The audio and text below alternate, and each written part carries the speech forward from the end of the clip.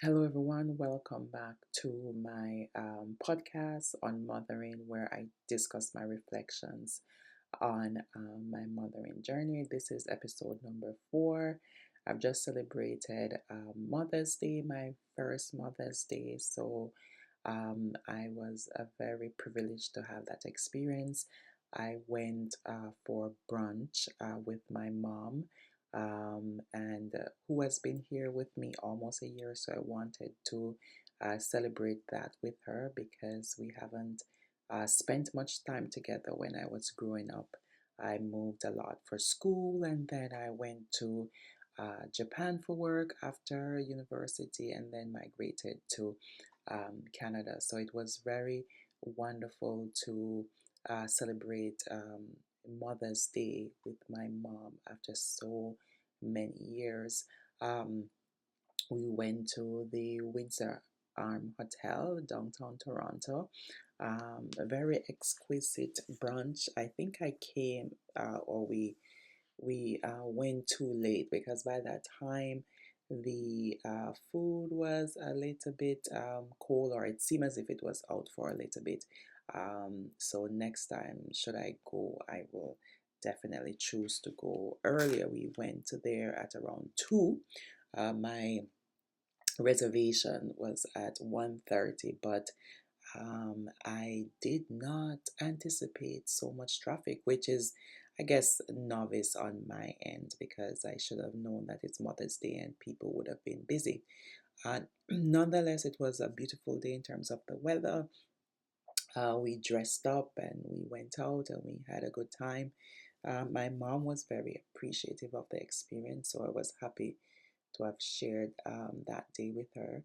To prep for the day, I did laundry the night before to ensure that my partner would have the free time to care for our child once I was out. And I also asked him to prepare his dinner or the dinner from in the morning. So since I had my child, he has been making the Sunday dinner, which in the Jamaican tradition is rice and peas and chicken. He prefers baked chicken, so we bake the chicken every week and we make a salad. Typically, when I cook prior to me being on bed rest, and prior to having the baby, I would do like a second protein, which is typically fish, normally salmon. But this time around, I guess he feels that it's easier to do just one protein, which is baked chicken. But that's okay. So he was finished before we left at, I think we left at 1. I should have, and I'd planned to leave at 12:30, but planning with a child, it's for me, it's difficult. And I was always late on the verge of, or on the verge of being late. So I would be 5 to 10 minutes late or just on time. Now with a child, I find that I am like um, 20 minutes late, which is something that I'm working on. I definitely need to work on this. And I woke up around 8 o'clock. I'd intended to wake up around 9 o'clock, and I gave the baby a bath, do the usual in terms of putting the bottles to wash, and ensuring that the formula making machine was set up right, fed the baby, burped, all these different things, try to organize my clothes. I had even intended to go back to bed a little bit, and that didn't happen, and I was still late. Um, so it goes to show you could never have enough time, when you're getting ready. So next time I think I'll just organize my stuff from overnight, so that way I'm not staring around trying to locate things. I haven't worn heels in a while, so I was running around looking for things to put on my to protect my toes. I bought these toes protectors, these silicone things, or I think it's silicone. But I also have band-aids, which I typically prefer to wear. and I could not find the band-aid. We moved recently to this new place where we're living because we wanted to get a bigger place. We purchased a house, wanted to get a bigger space since we were having the child, and I tried to organize everything.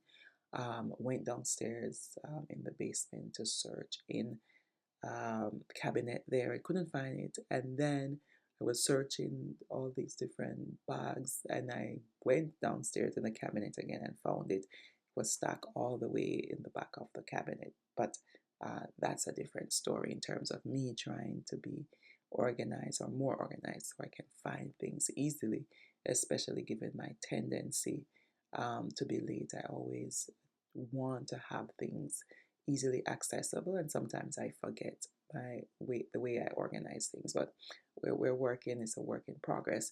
And then that goes back to me and the issue of OCD, which I mentioned last year. I don't have it, but these are the things, get to me in terms of not being able to find things. So I always try to uh, keep things in the same place and be organized. Um, this week, or the week that just ended, I felt a little bit more tired than the week before. And recall last week I was saying that I'm establishing balance, establishing a routine, etc., etc. This week, for some reason, I was trying to figure it out. Like, why was I so tired this week? I felt a lot more tired. I felt like the routine was off, even though the baby has been sleeping for much longer. I felt like my routine was off. I definitely achieved a lot more this week.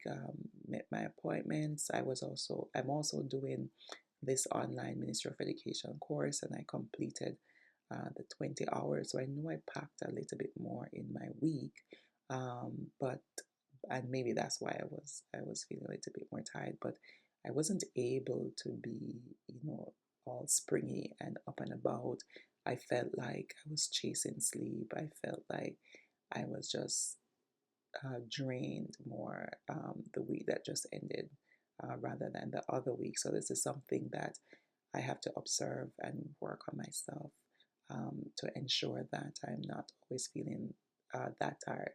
I did decide, however, that a good strategy is to go to bed very soon after the baby goes to bed. Typically, I'll wait an hour and a half or so because I had things to finish up, but I'm trying to go to bed as soon as the baby go to bed so that I can at least get that sleep in, that long sleep period that he has, which is now extending to 4 hours. So that is the plan. I will see how that works.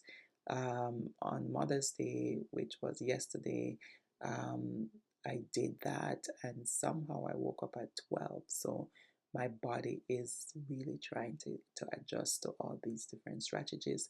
Um, and so that at the end of the day, I'm not feeling as tired as um, I am this week. The baby just celebrated his second month birthday. He's growing very strong. He's 13 pounds. So he loves his feeding. So he's 13 pounds. At 2 months, he was immunized.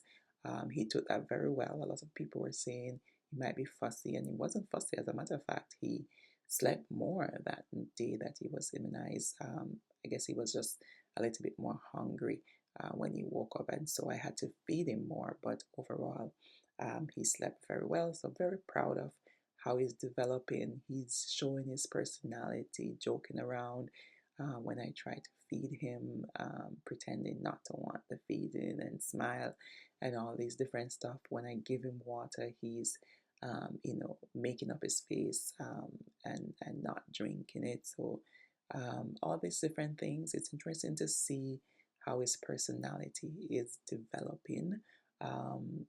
As I go by working on tummy time to strengthen his back. For this week, I want to go to the park with him. I got a hamper. Um, and sunglasses and jersey and all these, well, sweatsuit. So, and all these things. So it's interesting to see how that goes. I decided that I don't want to take the stroller because that would be too much work.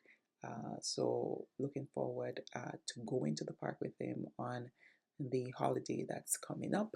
And we'll see how he takes to that. I do have his sunscreen, and I got a bug spray or a bug sticker, bug off sticker. So we'll see how that works out.